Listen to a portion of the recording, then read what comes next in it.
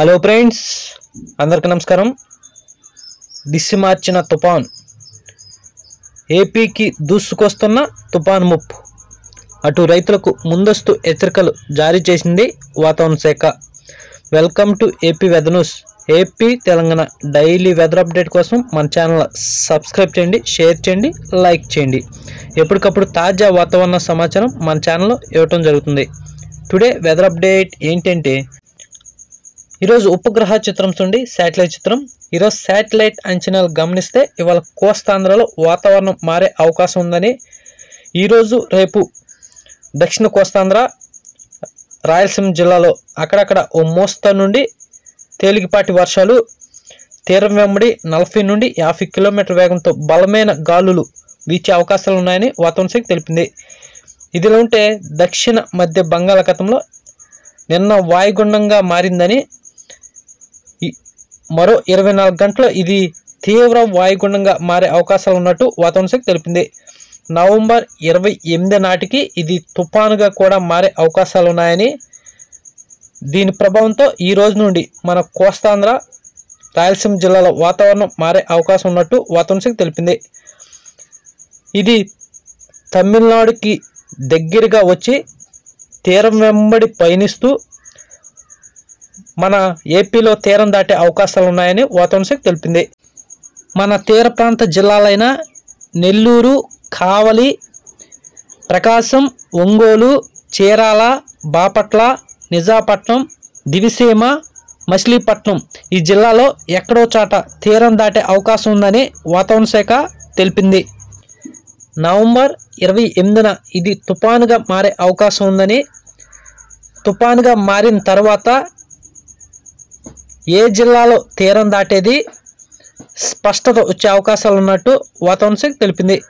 ఇదిలో ఉంటే ఈ జిల్లాలో ఎక్కడ తీరం దాటినా కూడా మన కోస్తాంధ్ర వ్యాప్తంగా విస్తారమైన వర్షాలు నమోదయ్యే అవకాశాలు ఉన్నాయని, ఈరోజు రేపు అక్కడక్కడ ఓ మోస్తరు నుండి తేలికపాటి వర్షాలు మొదలై 28వ తారీఖు నుండి ఇటు దక్షిణ కోస్తాంధ్ర జిల్లాలైన అన్నమయ్య, చిత్తూరు, తిరుపతి, నెల్లూరు, కావలి, మదనపల్లి జిల్లాలో చాలా చోట్ల ఓ మోస్తరు నుండి భారీ వర్షాలు, కొన్ని చోట్ల అతి భారీ వర్షాలు ఈ జిల్లాలో నమోదయ్యే అవకాశాలు ఉన్నాయని వాతావరణ శాఖ తెలిపింది. ఇటు మధ్య కోస్తాంధ్ర జిల్లాలైన ప్రకాశం, బాపట్ల, గుంటూరు, కృష్ణా, మచిలీపట్నం, విజయవాడ, తూర్పుగోదావరి, పశ్చిమ గోదావరి, కోనసీమ ఈ జిల్లాలో చాలా చోట్ల భారీ నుండి అతి భారీ వర్షాలు నమోదయ్యే అవకాశాలు ఉన్నాయని వాతావరణ శాఖ తెలిపింది. ఇటు రాయలసీమ జిల్లాలైన కడప, కర్నూలు, నంద్యాల, పులివెందుల, బళ్ళారి, అనంతపురం, సత్యసాయి జిల్లాలో కూడా ఈ తుఫాన్ ప్రభావంతో ఓ మోస్తరు నుండి భారీ వర్షాలు ఈ రాయలసీమ జిల్లాలో నమోదయ్యే అవకాశాలు ఉన్నాయని వాతావరణ శాఖ తెలిపింది. ఇటు ఉత్తర కోస్తాంధ్ర జిల్లాలైన విశాఖపట్నం, మన్యం, అల్లూరి, విజయనగరం, శ్రీకాకుళం జిల్లాల్లో ఓ మోస్తరు నుండి భారీ వర్షాలు ఉత్తర కోస్తాంధ్ర జిల్లాలో నమోదయ్యే అవకాశాలు ఉన్నాయని వాతావరణ శాఖ తెలిపింది. ఇదిలో ఉంటే ఈ తుఫాన్ ప్రభావంతో ఈ రోజు నుండే వాతావరణం మారే అవకాశాలు ఉన్నాయని, ఈ కోస్తా తీరం వెంబడి ఓ మోస్తరు నుండి భారీ వర్షాలు ఈ రోజు నుండే అక్కడక్కడ నమోదయ్యే అవకాశాలు ఉన్నట్టు వాతావరణ శాఖ తెలిపింది. అటు తెలంగాణలో కూడా నవంబర్ 28 నుండి వర్షాలు పడే అవకాశాలు ఉన్నట్టు వాతావరణ శాఖ తెలిపింది. ఇదిలా ఉంటే తెలుగు రాష్ట్రాల ఉష్ణోగ్రత చూస్తే తెలంగాణలో రాత్రి వేళ మినిమం 20 డిగ్రీల సెల్సియస్ నమోదవగా, ఏపీలో కూడా రాత్రిపూట 21 డిగ్రీల సెల్సియస్ నమోదైనట్టు వాతావరణ శాఖ తెలిపింది. తెలంగాణలో పగటిపూట మ్యాక్సిమం 31 డిగ్రీల సెల్సియస్ నమోదవగా, ఏపీలో కూడా మ్యాక్సిమం 31 డిగ్రీల సెల్సియస్ నమోదైనట్టు వాతావరణ శాఖ తెలిపింది.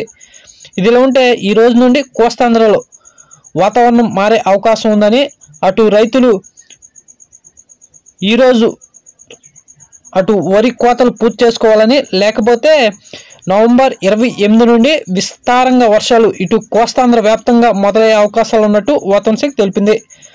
మన ఏపీలోనే తీరం దాటే అవకాశం ఉంది కారణంగా దాని తీవ్రత మరింత ఎక్కువగా ఉండే అవకాశాలు ఉన్నాయని, అటు రైతులు ముందస్తు జాగ్రత్తలు తీసుకుని అప్రమత్తంగా ఉండాలని, లేకపోతే తీవ్ర నష్టం వాటిల్లే అవకాశాలు ఉన్నట్టు వాతావరణ శాఖ తెలిపింది. ఇది తీరం దాటే సమయంలో 100 నుండి 120 కిలోమీటర్ల వేగంతో బలమైన గాలులు కూడా కోస్తా తీరం వెంబడి వీచే అవకాశాలు ఉన్నాయని, ఇటు కోస్తా ప్రాంత ప్రజలు అప్రమత్తంగా ఉండాలని వాతావరణ శాఖ తెలిపింది. ఇలాంటి డైలీ వెదర్ అప్డేట్ కోసం మన ఛానల్ సబ్స్క్రైబ్ చేయండి, షేర్ చేయండి, లైక్ చేయండి. థ్యాంక్స్, ధన్యవాదాలు వాచింగ్.